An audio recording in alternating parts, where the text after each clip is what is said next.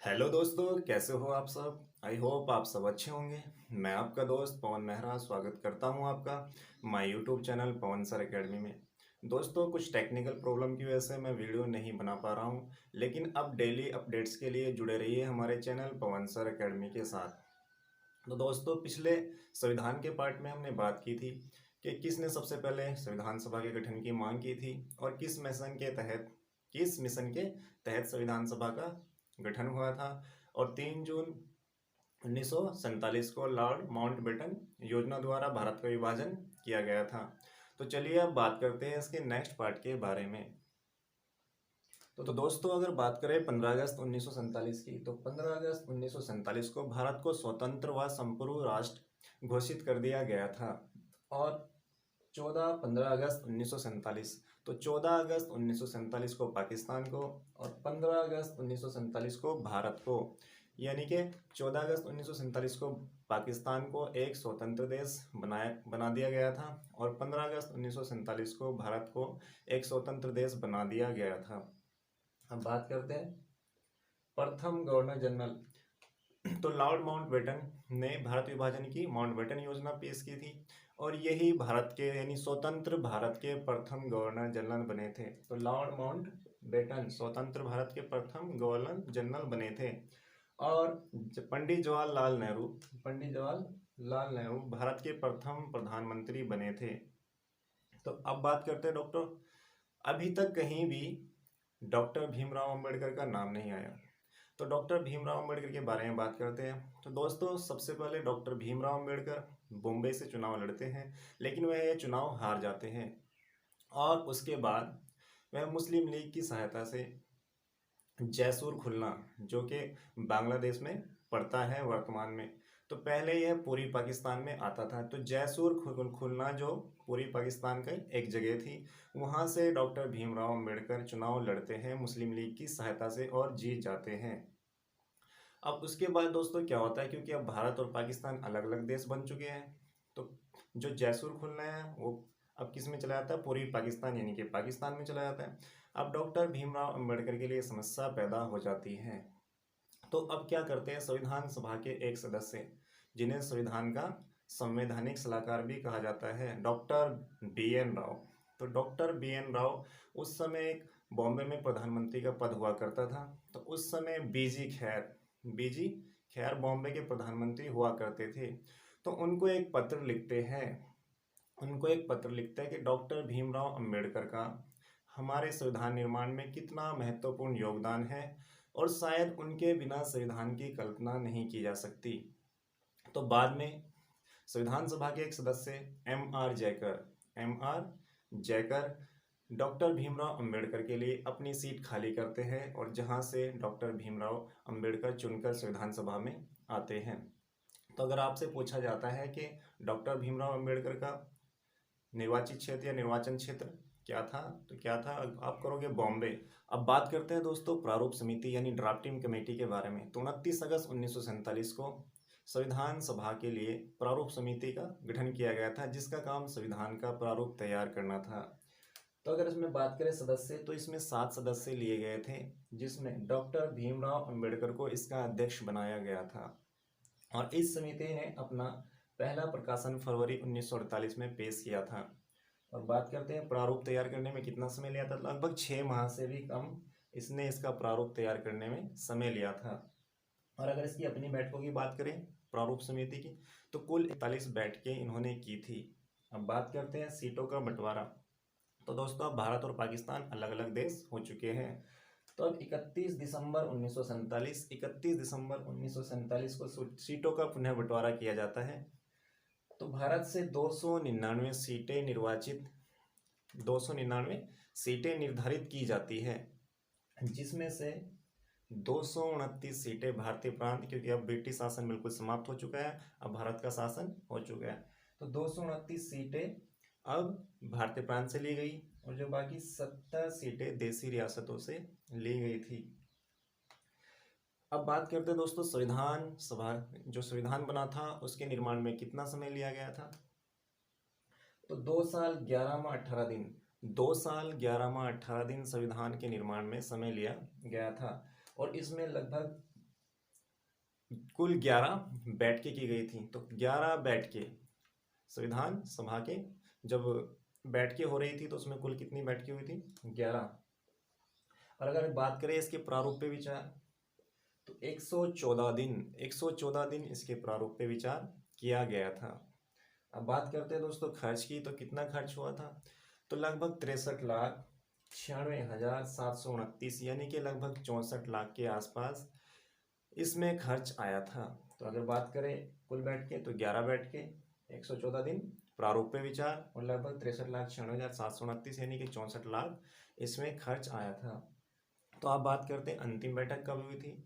तो संविधान सभा की अंतिम बैठक 24 जनवरी 1950 को हुई थी। तो अगर मैं कुल बैठकों की बात करूँगा, तो अगर इस अंतिम बैठक को भी मिला लूँ तो 11 एक ये और एक मिला के कितने 12 बैठकें। तो दोस्तों अब यहाँ कंफ्यूज नहीं होना, ये जो हम बात कर रहे थे ये बैठकें कुल बैठकें, तो ये बैठकें प्रारूप समिति की है, और जबकि ये है संविधान सभा की बैठकें। तो ये अपनी प्रारूप समिति की है और ये है संविधान सभा की बैठकें। अब बात करते हैं प्रथम बैठक।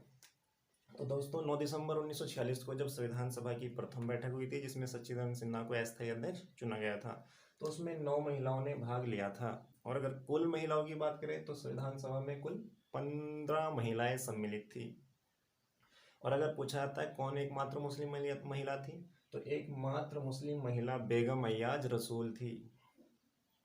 अब अंतिम प्रारूप, तो अंतिम प्रारूप की बात करते हैं।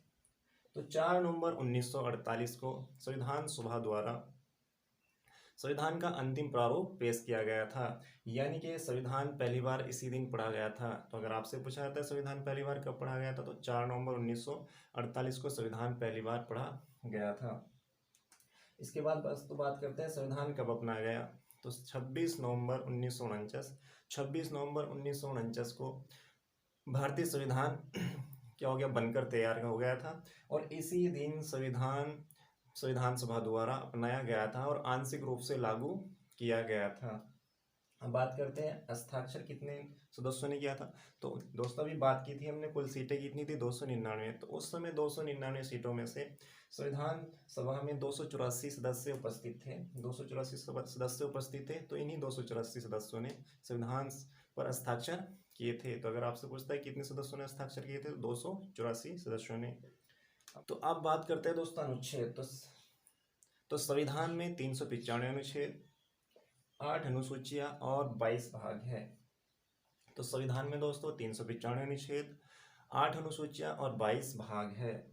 चलिए दोस्तों एक बार रिकॉल करते हैं। तो 14 अगस्त 1947 को पाकिस्तान और 15 अगस्त 1947 को भारत स्वतंत्र देश बनाए गए थे। उसके बाद भारत के अगर स्वतंत्र भारत की हम बात करें, तो प्रथम गवर्नर जनरल लॉर्ड माउंटबेटन और भारत के प्रथम प्रधानमंत्री पंडित जवाहरलाल नेहरू बने थे। प्रारूप समिति का गठन किया गया था, जिसमें 7 सदस्य थे और जिसके अध्यक्ष डॉक्टर भीमराव अंबेडकर थे। अगर बात करें सीटों का बंटवारा, तो 31 दिसंबर 1947 को सीटों का बंटवारा जो हुआ था, उसमें 299 सीटें निर्धारित की गई थी, जिसमें 229 सीटें भारतीय प्रांत से और 70 सीटें देशी रियासतों से ली गई थी।